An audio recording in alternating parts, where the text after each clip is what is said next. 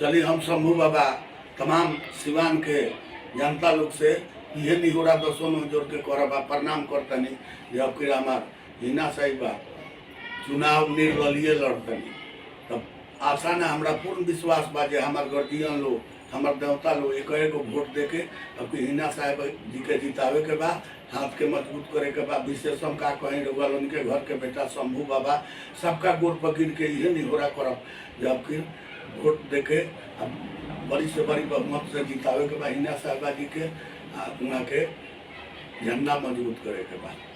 Madam हिना साहब चुनाव लड़तनी निर्दलीय, सब कोई से हाथ जोड़ के निवेदन बा कि सब लोग वहाँ के सपोर्ट करी लोगन आ एक वोट जाके मैडम हिना साहब के दी। हमनियो सपोर्ट करतनी, सब लोग से हम अपील करब एक वोट दे के वहाँ के अपनी भारी मत से जितावे के बा।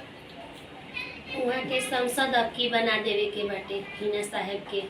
जनता सिवान के पूरा जनता से निवेदन बा जो कि वहाँ के वोट करके विजयी बनाए के बाटे। हम किमी देवी BDC। चलिए।